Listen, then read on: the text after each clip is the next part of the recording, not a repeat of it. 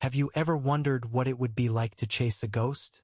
Not the kind that haunts old houses or flickers in the corner of your eye, but a ghost so real that it moves through the bustling streets of Tokyo, weaving in and out of shadows, eluding capture by even the sharpest minds in law enforcement.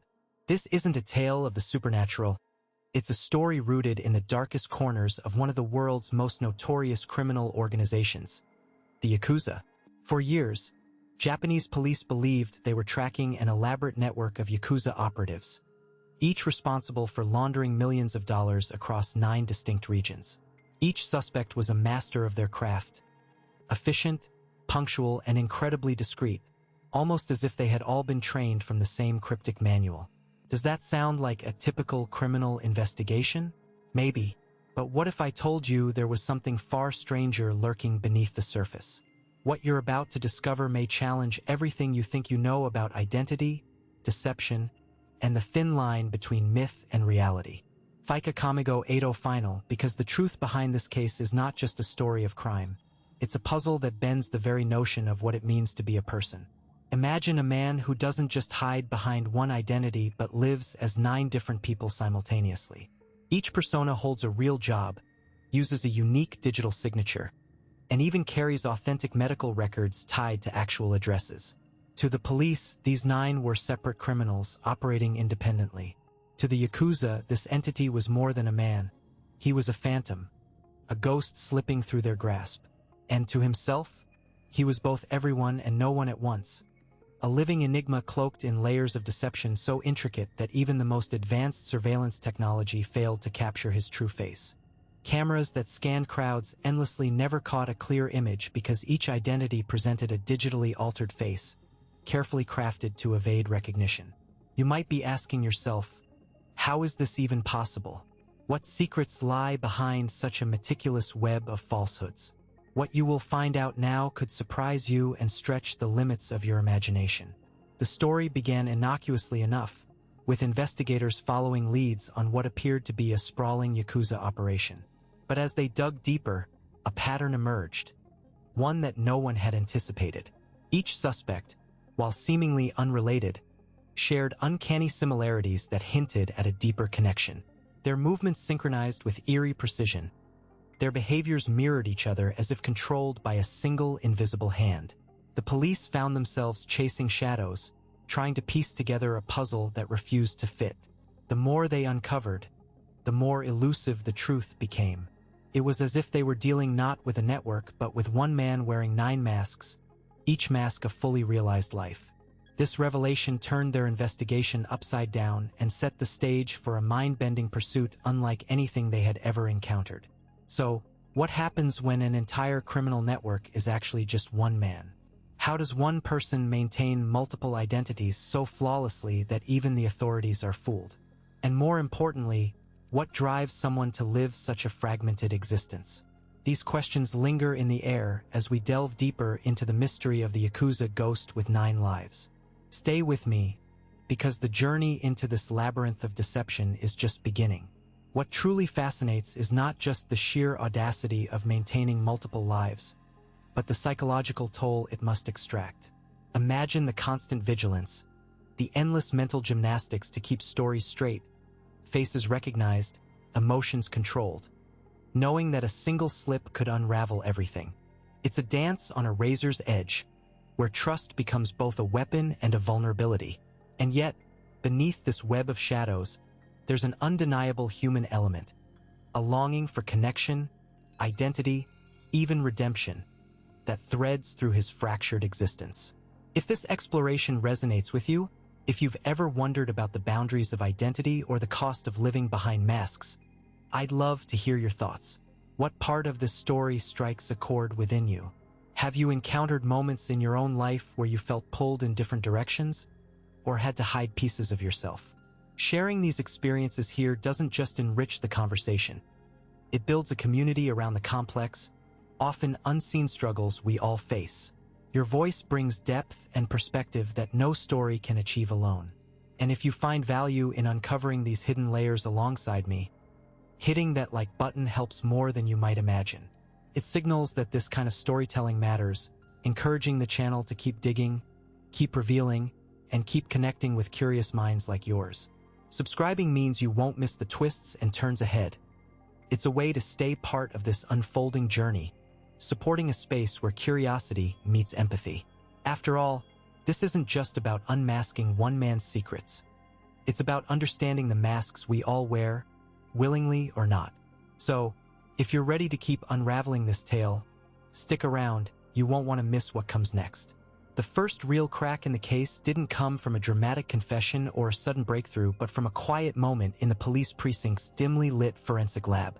Detective Saito, a seasoned investigator with years of experience navigating the labyrinth of urban crime, was meticulously cross-referencing digital signatures tied to the identities linked to the supposed Yakuza network.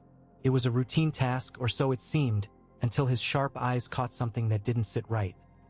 A pair of digital signatures supposedly belonging to two different individuals were indistinguishable, identical down to the last pixel of encrypted data. In the world of digital forensics, this was a red flag impossible to ignore. In Japan, identity verification is a complex yet rigidly structured system. Every citizen's official documents, medical records, national insurance, banking details are interconnected within a secure, government-managed framework. The digital signature attached to each identity acts as a secure lock, a unique key that confirms authenticity and prevents forgery. Two people cannot, by design, share the same signature without triggering immediate alerts in the system. Yet here were two profiles tied to the Yakuza investigation, linked to different names, different addresses, different histories, but sharing the exact same digital signature. The logical conclusion was that something far beyond ordinary identity theft was at play. The realization sent ripples through the investigative team. What initially seemed like a straightforward case of organized crime had morphed into a puzzle involving an unprecedented level of identity manipulation. If two identities could share a digital signature, it meant that whoever was behind this scheme had managed to infiltrate or replicate a core element of Japan's digital infrastructure, a feat bordering on the impossible. The police, trained to anticipate the cunning of criminals, began to suspect fraud, but the scale and sophistication still eluded them. To understand the weight of this discovery, it's important to consider how integral these digital signatures are. Medical records, for instance, aren't merely files. They're encrypted repositories of a person's health history, linked irrevocably to their unique identifier. Insurance claims processed under national health plans depend on these signatures to prevent duplication or false claims. Banks verify transactions, loans, and account management through the same digital authentication. If these signatures were compromised, it wasn't just a matter of identity theft. It was a systemic breach with potential ramifications reaching far beyond the initial scope of the investigation. Yet, even with this knowledge, the team couldn't fully grasp the extent of the deception. The fraud wasn't sloppy or amateurish. It was executed with such precision that every trace of irregularity outside the digital signature itself was meticulously masked. The false identities carried complete and consistent personal histories, forged employment records, and even social ties that checked out under casual scrutiny. On paper, these individuals were as real as anyone else, with no glaring inconsistencies to flag them immediately. This implied a level of planning and access that suggested involvement from highly skilled operatives, possibly with insider knowledge of the systems they were manipulating. It raised questions about the network's reach and whether traditional investigative methods were sufficient to untangle this web. The usual checkpoints, identity databases, background checks, cross-agency communication had all been bypassed or cleverly subverted. Detective Sato's mind raced as he pieced together the implications. What began as a question of criminal affiliation was turning into an inquiry about digital sovereignty and the vulnerabilities hidden beneath layers of bureaucratic trust. The city itself, with its neon-lit streets and shadowed alleyways, seemed to hold secrets not only in its physical spaces, but deep within the data streams that powered everyday life. As the team shifted focus towards cyber forensics and coordination with technical experts, subtle tensions emerged. The line between the virtual and the real blurred, and the investigation took on a new dimension, one where every lead had to be scrutinized not just for its factual content but for the possibility of manipulation at the code level. The familiar rhythm of detective work was disrupted by the need to understand algorithms and encryption, To think like those who could fabricate identities so flawlessly. In this environment, trust became a scarce commodity. Every piece of evidence had to be questioned, every file verified, and every contact traced with a new level of skepticism. The police's initial assumptions about the Yakuza's involvement began to shift as the methodology behind the fraud revealed a different kind of criminal mind.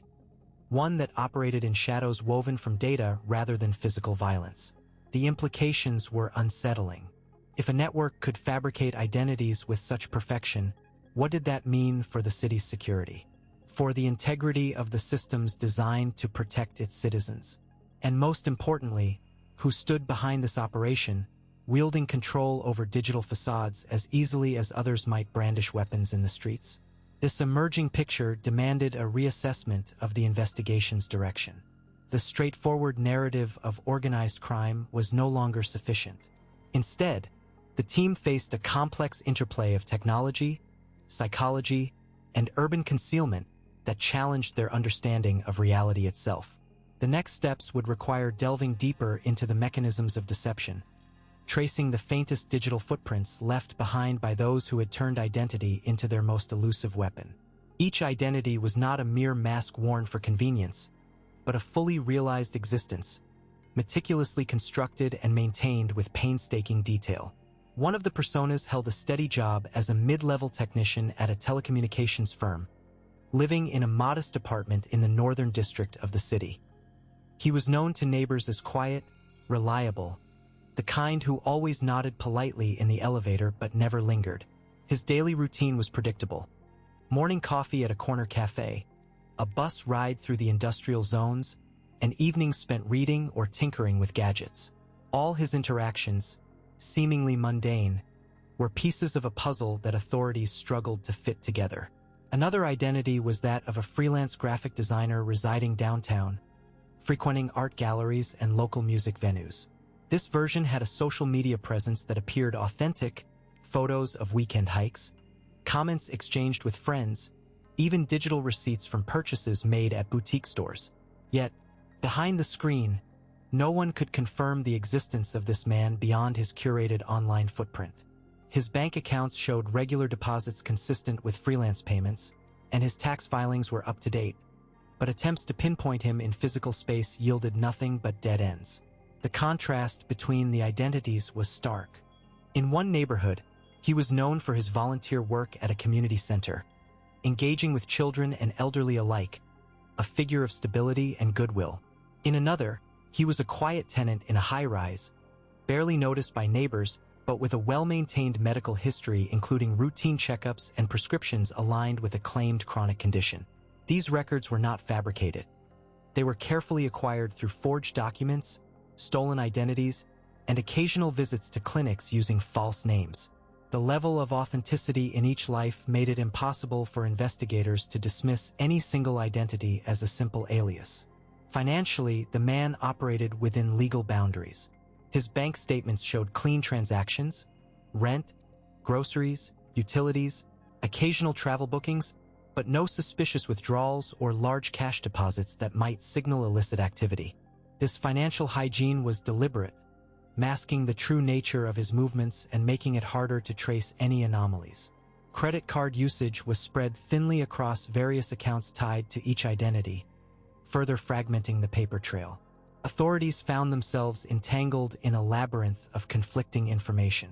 Surveillance footage would capture a man fitting the description of one identity in a cafe, while phone records placed another identity miles away at the same time. Attempts to corral witnesses resulted in contradictory accounts, as the man's different personas interacted with distinct social circles who had no reason to suspect they were dealing with the same individual. The psychological implications were profound. Here was a man who had mastered the art of urban invisibility, not through evasion alone, but by creating parallel existences that coexisted yet never intersected. This multiplicity also complicated forensic efforts. Fingerprints and biometric data collected under one name matched records belonging to another, but none led back to a real, singular identity.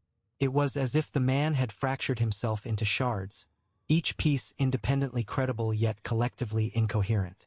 The phenomenon baffled profiling experts who attempted to understand his motivations. Was this an elaborate criminal scheme, or a psychological condition taken to an extreme? The answers remained elusive, buried beneath layers of calculated deception. The city itself seemed complicit in the man's invisibility. Its sprawling neighborhoods, labyrinthine alleyways, and shifting populations provided the perfect backdrop for someone to slip between lives unnoticed. Public transportation hubs, crowded markets, and transient workplaces became stages where the man performed each role flawlessly, leaving no trace of his true self. The urban environment, with its constant flux, became a living camouflage, absorbing the multiple identities into its chaotic rhythm. As investigations deepened, law enforcement began to realize that traditional methods, stakeouts, informants, database cross-referencing, were insufficient against a subject who had weaponized identity itself. The man's existence challenged the very notion of selfhood and presence in a city increasingly defined by data and surveillance. Each identity was a thread in a complex weave, and pulling on one only tightened the knot. Unraveling this enigma required a shift in perspective, an embrace of multidisciplinary approaches blending technology, psychology, and urban studies. The interplay between the man's constructed realities and the physical spaces he inhabited became a focal point. How did he manage logistics? How did he ensure that none of these lives collided or betrayed each other? These questions hinted at a level of planning and adaptability that went beyond mere criminal intent. In tracing movements, patterns emerged not through direct observation but through the absence of expected overlaps. The man avoided the natural convergence points where his identities might intersect. A cafe popular with both communities, a gym frequented by neighbors from different districts, even overlapping social events. This spatial awareness suggested not only strategic thinking but an intimate knowledge of the city's social geography, exploiting its fractures to survive. Yet, despite this complexity, cracks began to appear. Small inconsistencies in timelines, subtle variances in behavior, and rare moments of hesitation caught by surveillance started to form faint threads. The investigation moved from chasing shadows to piecing together a mosaic of clues that might one day reveal the man behind the 9 lives, or at least expose the mechanisms that made him disappear so effectively. The pursuit was far from over, but the contours of the mystery had begun to take shape. The deeper the investigation delved into the labyrinth of identities, the clearer it became that what the police were dealing with wasn't a group of men, but a single entity fractured across multiple guises. Surveillance footage, once thought to show different individuals, began to reveal subtle overlaps. Gestures, habitual pauses, the way a cigarette was lit or how a coat was buttoned. None of these men ever appeared together in the same frame, and no camera managed to capture a definitive, unmasked face. Instead, each persona seemed like a carefully constructed mask, a shadow cast by the same mind. It was as if this man had mastered the art of erasure, not by disappearing, but by multiplying himself through illusion. The 9 identities weren't just aliases or disguises. They were fragments of a single consciousness distributed in space and time, each governed by a set of behavioral patterns that, when analyzed side by side, suggested an unsettling synchronicity. The investigators noticed that these patterns weren't random. One persona might always appear near a certain cafe at noon, another would surface in a distant neighborhood during rush hour, while yet another lingered near old industrial sites after dark. The timing and location of each appearance formed an intricate choreography, almost too precise to be accidental. This realization shifted the entire dynamic of the case. The pursuit was no longer about tracking a man, but about understanding the architecture of his presence, or rather, his absences. The term ghost gained new meaning. This was a specter who didn't haunt a single place but haunted the system itself, exploiting the blind spots of surveillance, the gaps between shifts, the moments when attention wavered. His existence was a riddle encoded in the city's rhythm, a cipher that refused to be cracked by conventional means. Psychological profiles attempted to grasp what kind of mind could sustain such a complex web of personas. Theories ranged from dissociative identity disorder to cold, calculated espionage tactics. Yet, none fully captured the eerie precision with which these 9 figures operated. It wasn't just about hiding. It was about being everywhere and nowhere simultaneously. The mental strain of maintaining these identities must have been enormous, but no slip-ups that would betray a fractured psyche ever emerged. Instead, the behaviors exhibited a disciplined repetition, an almost mechanical adherence to role and routine. Investigators began to map the temporal patterns alongside city surveillance logs and streetlight cameras, cross-referencing times when one persona vanished with the appearance of another elsewhere. The results were striking. A seamless chain of presence that left no room for overlap. Whenever one identity disappeared from public view, another took its place miles away. This suggested not merely disguise but a mastery of timing and geography that transcended ordinary understanding.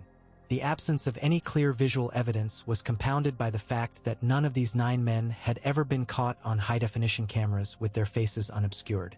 In every instance, angles were awkward, shadows fell across key features or obstructions, like passing vehicles or other pedestrians, blocked a full view. This was no accident.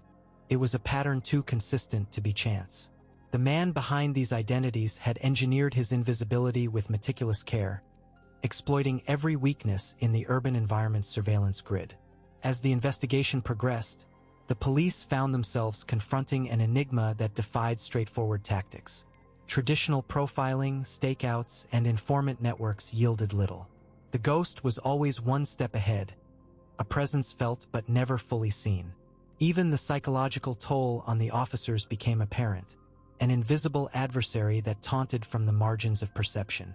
What remained was a cityscape peppered with traces, half-glimpsed figures, unexplained overlaps in timestamps, and a growing conviction that the 9 men were, in fact, a single mind orchestrating a performance of disappearance. The boundaries between reality and illusion blurred as the investigation unraveled the threads of this intricate deception, revealing a shadow that existed simultaneously everywhere and nowhere. The chase had become a study in absence, a search for something that refused to be found by conventional means. In this tangled web of identities and evasions, the question that haunted every corner of the inquiry was no longer who the man was, but how one mind could fracture itself so completely across the urban sprawl without ever fracturing the illusion. The city had become a stage, and the ghost its sole actor, an actor who played 9 roles without ever revealing the face beneath the masks. The investigation had reached a point where every new lead seemed to circle back to the same unsettling truth. The man was not missing. He was impossible. The realization struck the investigators with a weight that was hard to articulate. The man they were pursuing didn't rely on physical disguises or crude masking techniques. Instead, he manipulated the very pixels that composed his image, altering his digital identity before a single frame was ever captured by surveillance. It was a form of camouflage far more insidious and precise than any traditional method, rooted in a sophisticated understanding of the technology that underpinned the city's sprawling network of cameras and biometric scanners. No longer did the police see a figure lurking in dark alleys or changing clothes behind closed doors. What they were up against was a ghost who hacked his own reflection in real time. He twisted the contours of his face through a program that interfaced directly with digital systems, rewriting his features before they could be logged or stored. The software wasn't some off-the-shelf application. It was bespoke code, tailored to intercept the data stream between sensor and server, modifying the output before it even reached the database. This digital sleight of hand was not a simple filter or overlay. It was a form of engineering applied at the intersection of optics and algorithmic manipulation. When the street cameras scanned his face, the image sent upstream was an altered version, one that defied pattern recognition software. The angles of his jaw shifted imperceptibly. The distance between his eyes fluctuated just enough to break biometric templates.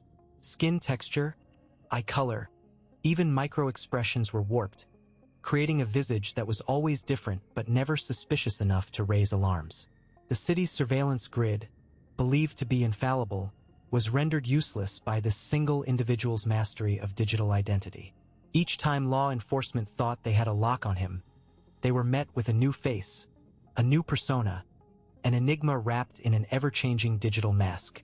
The more the authorities dug, the clearer it became that this was not the work of an elaborate criminal network or a team of skilled operatives.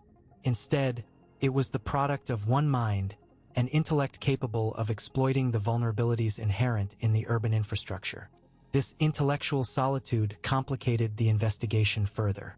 Without accomplices or a physical trail, the usual channels of intelligence gathering were dead ends. The man had no fingerprints, no consistent appearance, and no digital footprint that could be traced back to a single source. Even the most advanced facial recognition systems were reduced to chasing shadows, their algorithms spinning in loops as they tried to match a face that never truly existed. The psychological profile emerging from these discoveries was as chilling as it was fascinating. Here was someone who weaponized anonymity, turning the concept of identity into a fluid, malleable construct. He was not just hiding. He was erasing himself from the collective consciousness of the city. The mental calculus behind such behavior hinted at a deep understanding of both human perception and technological systems, a dual expertise that made him nearly untouchable. Meanwhile, the city's digital infrastructure, once seen as a guardian against chaos, revealed its Achilles heel. The reliance on automated systems, on the assumption that technology could outmatch human cunning, was a false security. The Ghost exploited this overconfidence, slipping through cracks in the system with the precision of a surgeon. Every scan, every capture was an opportunity to rewrite his existence, to be someone else entirely. Law enforcement's growing realization of this truth shifted their approach. They began to look beyond the screens and cameras, scrutinizing the code itself, searching for anomalies in the data streams that could indicate real-time manipulation. Patterns in the distortions, timing irregularities, even the subtle delays in image processing became potential clues. The hunt was no longer for a face, but for the Ghost's digital signature, an intangible trace left behind not in pixels, but in the gaps between them. As the investigation deepened into this realm of shadows and code, the city seemed to pulse with a new kind of tension. The Ghost was no longer just a criminal. He was a specter haunting the very fabric of the urban digital landscape, a reminder that in a world increasingly governed by surveillance, the most dangerous threats might come not from brute force but from the quiet manipulation of perception itself. The line between reality and illusion blurred, leaving those who sought him to question not just where he might be, but what he truly was. If the city's systems were a mirror, then the Ghost was the crack that shattered the reflection, bending and fracturing the image until nothing recognizable remained. The pursuit had become less about catching a man and more about understanding a phenomenon born at the crossroads of human ingenuity and the vulnerabilities of a digitized world. And somewhere in that labyrinth of code and light, the Ghost watched, always one step ahead, his true face hidden behind the flicker of manipulated pixels. Feel free to share your thoughts or theories about this digital enigma in the comments below. Within the sprawling, shadowed underworld of the Yakuza, the man was not a singular entity but a collection of carefully constructed facades, each one meticulously crafted to exist independently. To the gang, he was 9 distinct individuals, each with their own history, mannerisms, and networks. It was as if a spectral presence had fractured itself into multiple shards, each shard slipping seamlessly into a different cell, carrying out tasks that ranged from the mundane to the perilous. This multiplicity was no accident. It was a deliberate architecture of deception, a complex game of identity that rendered him invisible precisely because he was everywhere at once and nowhere defined. Money flowed through his hands like water, but never in a way that left tangible traces.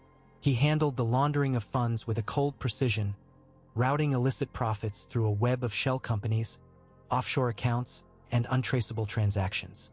Each identity had access to different financial channels, layered and insulated to prevent any single breach from unraveling the whole. This compartmentalization was crucial. If one persona was compromised, the others remained intact, insulated by carefully maintained silos of information.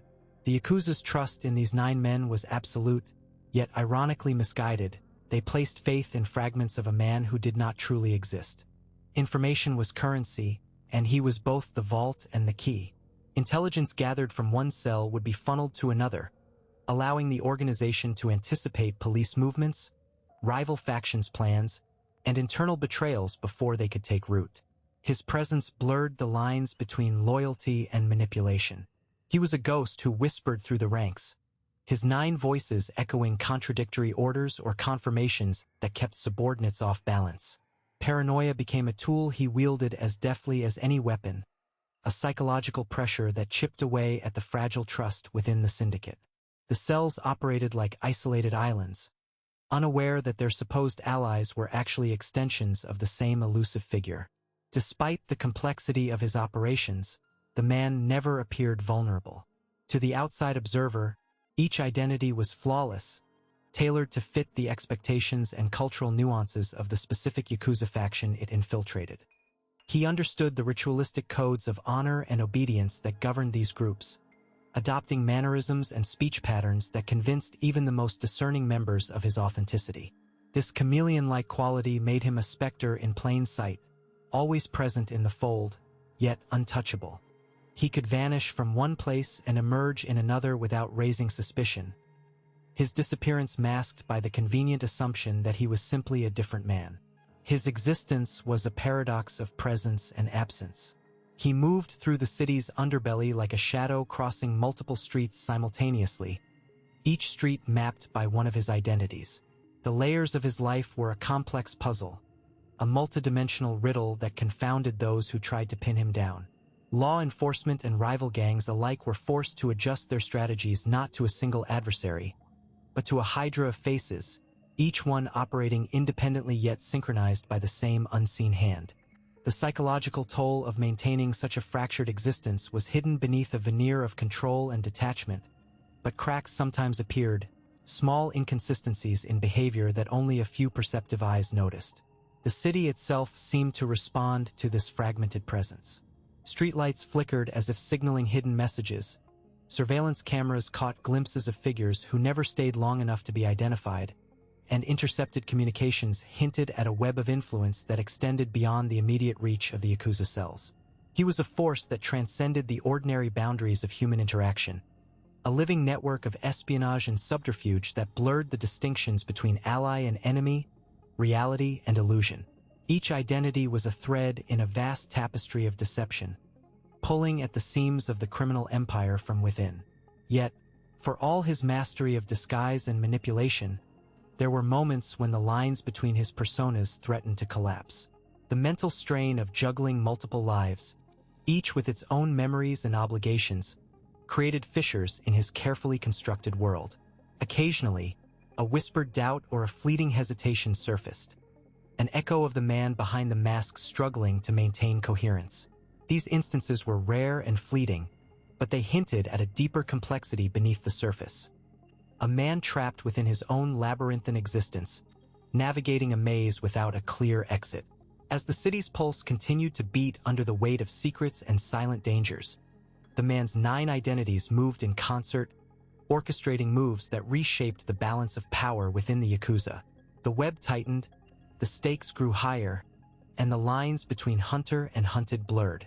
In this intricate game of shadows, his true self remained the greatest mystery of all, an enigma concealed behind layers of falsehoods and calculated disappearances. The city watched and waited, caught in the tension between revelation and concealment, as the silent game unfolded beneath its neon glow. Curious about what lies beneath these shifting masks? Feel free to share your thoughts or theories about this elusive figure in the comments below. Beneath the surface of the city's restless pulse, a labyrinthine network of financial maneuvers unfolded with an eerie precision. His method of laundering millions was not a crude operation but a meticulously crafted system that hinged on the exploitation of identities no longer tethered to the living, those of the dead or the missing. Each identity wasn't merely a name on a ledger. It was a carefully designated tool, a key that unlocked a specific chamber in his sprawling, hidden empire. One such identity served as the linchpin for opening shell companies. These entities existed only on paper, their addresses nothing more than vacant lots or abandoned buildings, yet they carried the weight of massive transactions. Through these companies, funds could be funneled into ostensibly legitimate ventures, import-export businesses, real estate developments, even medical supply firms that formed a smokescreen dense enough to confuse any cursory audit. The illusion of commerce masked the true nature of the money's origin, and the dead man's name remained unchallenged, a ghostly proprietor whose existence was as intangible as the funds passing through his accounts. Another identity functioned as the conduit for moving capital across borders. Accounts linked to this persona were strategically placed in offshore banks, layered with complex transactions designed to obscure the money trail. Transfers between these accounts mimicked the rhythm of global markets, their timing and size calibrated to avoid triggering alarms. This was no haphazard scattering of funds, but a deliberate choreography that allowed millions to vanish from one ledger and re-emerge somewhere else, cleansed and ready to be reinvested or withdrawn without suspicion. Yet another identity was connected to a hospital network, a detail that added a layer of medical legitimacy and, paradoxically, protection. Through these accounts, payments for medical services were simulated, sometimes tied to phantom patients or fictitious treatments. This connection to healthcare not only provided an additional veil of credibility, but also linked his operations to institutions that carried inherent privacy protections and complex billing systems. An ideal cover for laundering money under the guise of necessary expenses. Within this framework, even police or emergency service connections could be woven in, further blurring the lines of legality and shielding the transactions from scrutiny. Travel was another facet of this multifaceted architecture. One of the identities was tied to frequent international movements, with accounts used to finance trips abroad that were as much about maintaining appearances as they were about keeping options open. Flights booked under that name, hotel stays, and foreign currency exchanges created a digital footprint of a person living a life very different from the reality beneath the surface. These movements were not casual or random, but part of a strategic plan to maintain access to global networks and obscure true locations, allowing for the seamless transfer of assets and information across continents. This was not a patchwork of disconnected schemes, but an architecture of multiple lives, each crafted with surgical precision to serve a singular, concealed purpose. The complexity was intentional, designed to withstand not only the immediate gaze of investigators, but also the slow, methodical unraveling that comes with deep forensic analysis. Every identity was a thread in a web that, when pulled, would only reveal more strands, each layer deliberately constructed to misdirect and confound. The true challenge for those who sought to unravel this was not just the volume of transactions or the shadowy intermediaries involved, but the very nature of the identities themselves. Using the names of those who could no longer contest their own existence created a chilling permanence in his operations. These identities lacked the capacity for defense or contradiction, making them perfect vessels for a system designed to evade detection. It was a grim irony. The dead and the missing became unwitting participants in a living, breathing mechanism of concealment. As investigators began to piece together fragments of this invisible laundering network, they faced a formidable puzzle, not one solved by mere numbers or ledgers, but by understanding the rhythms and patterns that gave life to this phantom economy. The city's shadows held more than secrets. They harbored an entire ecosystem of deception, built on the remnants of forgotten lives and sustained by the meticulous orchestration of a man who had mastered the art of hiding in plain sight. Right below, "I'm on this journey too." The request for international assistance was not made lightly. After weeks of scouring every conceivable database and running down leads that dissolved into dead ends, the Japanese police finally reached out to Interpol. The name, or rather, the multitude of names, used by the suspect had no consistent record anywhere in the world. It was as if he had been stitched together from fragments of identities stolen from shadows and whispers. No birth certificates, no fingerprints linked to any official registry, no photographs that matched the composite sketches. Every trail led to yet another forged document, another alias carefully constructed to evade capture. Interpol agents stationed in Lyon took the case with a mixture of intrigue and weariness. Their experience with international fugitives told them that few were as meticulous or as prepared. The man they sought was not just a criminal. He was a phantom woven into the fabric of global anonymity. The frustration among the investigators mounted as each new tip turned into a labyrinth of false leads. One forged passport would point to a small town in Eastern Europe, only to discover that the town's records bore no trace of the individual. Another alias suggested a background in Southeast Asia, but local authorities could only confirm that no such person had ever existed in their jurisdiction. At the same time, the FBI's cybercrime division was drawn into the investigation. Their interest wasn't limited to the forgeries or the evasive movements across borders. It was the suspected manipulation of international banking systems that raised alarms. Several financial institutions reported unusual patterns. Large transactions routed through shell companies, accounts opening and closing within hours, and digital footprints that defied conventional tracking. The suspect's ability to infiltrate and exploit these networks suggested a level of sophistication that went far beyond mere identity theft. As the FBI analysts pored over encrypted communications and transaction logs, they began to piece together a shadowy map of financial flows that intersected multiple continents. It was clear that the suspect's network was not merely a byproduct of his fugitive status, but a crucial element of his survival. Money moved like blood through the arteries of this global web, sustaining the illusion of normalcy while masking illicit operations beneath layers of complexity. Back in Japan, the local police forces coordinated with their international counterparts through encrypted channels. Briefings were terse, updates frequent but often repetitive, circling back to the same dead ends.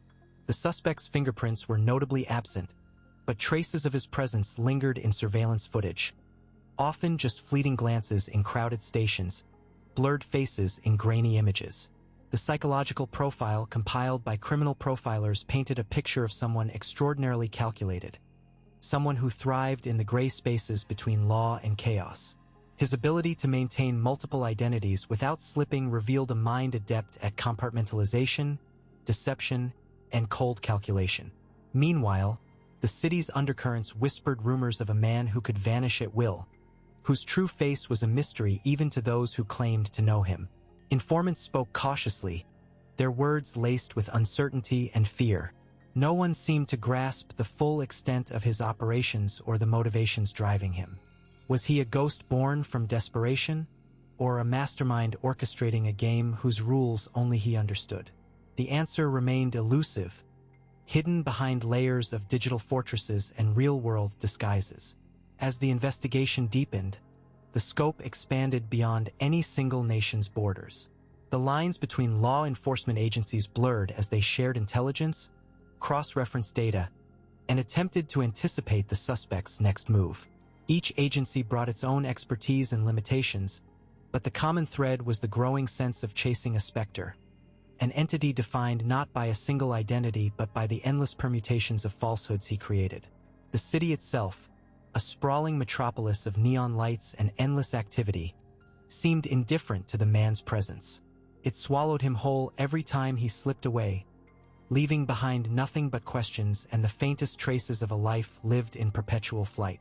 The investigation had become a puzzle with pieces scattered across continents, each fragment a clue that led simultaneously closer and further away from the truth. In the midst of this, the investigators grappled not only with the technical challenges but with the psychological toll of pursuing someone who seemed always 2 steps ahead. The constant churn of data, the sterile glow of computer screens, the endless hours spent chasing shadows began to weigh heavily. It was a game without a clear end, where every victory was overshadowed by the knowledge that the quarry was still out there, adapting, evolving, vanishing into the tangled web of the urban labyrinth. This relentless pursuit underscored a subtle but unsettling reality. The city, with all its noise and motion, was as much a participant in the chase as the agents themselves. It provided anonymity and concealment, feeding the cycle of pursuit and evasion. And as the nights grew longer and the leads thinner, the question lingered. How long could this dance continue before the lines between hunter and hunted blurred beyond recognition? Feel free to share your thoughts on what drives such elusive figures, or how cities become arenas for these silent battles in the comments below. The puzzle seemed nearly complete when the investigators finally traced the tangled web of identities back to 9 distinct personas. Each one had its own background, its own set of habits, a carefully constructed life that fit neatly into the shadows. But just as the net began to close, the pattern dissolved into something altogether more elusive. The man they thought they had cornered didn't just vanish. He transformed. The 10th identity was different. Not merely another mask stitched onto a fractured soul, but an entirely new construct, seamless and untouchable. It was a ghost built from absence, a silhouette free from the flaws that once betrayed him. This new persona bore no resemblance to any that had come before. No digital footprints, No casual acquaintances left to question his existence. No fragments of a past life to piece together. Where the previous 9 had left breadcrumbs, phone records, surveillance footage, financial transactions, this one vanished into a void. It was as if he had rewritten himself in code that refused to be cracked, a cipher locked behind layers of urban noise and bureaucratic oversight. The city itself seemed complicit in his disappearance. The labyrinthine streets and flickering neon lights swallowing the trace of a figure who had become no one and everyone at once. As the police shifted focus to untangling this latest enigma, the air around the investigation thickened with uncertainty. The familiar markers of identity, names, dates of birth, social security numbers, became meaningless. Instead, the only clue left behind was a message scrawled in a stark, indifferent hand. "I'm not 9. I'm anyone." It was a declaration and a challenge, an assertion of autonomy that defied the logic of pursuit. The phrase echoed like a mantra in the sterile corridors of law enforcement offices, each repetition eroding the confidence of those who chased him. It wasn't just a taunt. It was a statement of intent, a refusal to be confined by the labels that had once defined him. Behind this cryptic note lay a meticulous strategy, one that exploited the very mechanics of identity verification and surveillance. The man had anticipated every potential pitfall, every possible trace that could link him back to the previous personas. His disappearance from official records was no accident but a calculated erasure, a systematic purging of all connections that tethered him to the 9 lives police had catalogued. In a city where data flows like lifeblood, he had found a way to sever his own arteries, bleeding out his history until nothing remained but an enigma. The frustration among the investigators was palpable. With each dead end, the line between reality and speculation blurred, replaced by a sense of chasing shadows that shifted just beyond reach. The psychological toll of this endless pursuit was evident in the tired eyes of detectives who questioned not only the man they sought but the very nature of identity itself. What does it mean to be someone when every defining trait can be altered, erased, and reborn? How does one pin down a figure who refuses to exist in any fixed form? These questions hovered in the background, unspoken but heavy, as the case stretched on. Meanwhile, the city carried on, indifferent to the silent game unfolding beneath its surface. The streets hummed with the usual bustle. The neon signs cast their artificial glow on faces that never quite looked twice, and the night swallowed stories like this one without pause. In this urban sprawl, where millions live lives intersecting and diverging in unpredictable ways, the disappearance of a 10th identity was just another ripple in a vast, restless sea. Yet, for those who followed the case closely, it marked a turning point, a reminder that some mysteries refused to be neatly resolved. The investigation remained open, a loose thread dangling in the fabric of law and order. Without concrete leads, the search became less about catching a person and more about understanding a phenomenon, the capacity of one individual to dissolve into the very mechanism designed to expose him. The city's infrastructure, its surveillance systems, and bureaucratic processes were both the hunter and the hunted in this unfolding narrative. The man who once wore 9 faces had stepped beyond the realm of mere deception into a territory where identity was fluid, malleable, and ultimately untraceable. As the story lingers in this uneasy space between revelation and obscurity, the question is no longer just about who this person might be, but what his existence means within the sprawling urban maze. The layers of mystery remain intact, refusing to yield to the usual methods. The dance continues, but now with a new rhythm, one that challenges the very foundations of pursuit and recognition, leaving all who watch suspended in anticipation. Right below, I'm on this journey too. If you've been with me all the way through this winding path, unraveling threads that seem to slip just when we think we grasp them, then I want to say thanks for sticking around. It's not every day we dive into something that leaves us questioning not just the story itself, but the spaces it inhabits, the shadows between what's revealed and what's hidden. That kind of exploration is exactly why I'm here, sharing these moments with you. If this story has sparked your curiosity or shifted the way you see those hidden layers in the maze of our world, you might want to stick around a bit longer. There's more to uncover, and each piece builds on the last, creating a richer picture that's well worth the effort. So, if you feel like you're on this journey too, why not make it official? Subscribing here will bring you along for every twist and turn, every new rhythm that challenges what we thought we knew. And hey, if you made it to the end, leave a comment saying, "I'm on this journey too." It's a simple way to connect, letting me know you're here, navigating this complex dance alongside me. It's kind of like a secret handshake, a little nod between us that says we get it, that the story is bigger than just the surface, and that the waiting, the wondering is part of the experience.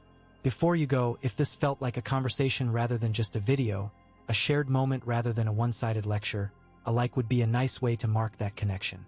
No pressure, just a natural way to say, "Yeah, this made sense," or "I'm curious to see where this goes." It keeps the rhythm going between us. There's a video just over here that ties into what we've been exploring. A perfect next step if you want to keep peeling back the layers. Click on it and let's continue this journey together. Because sometimes, the story isn't just about finding answers, but about sharing the questions with someone who's willing to stay curious.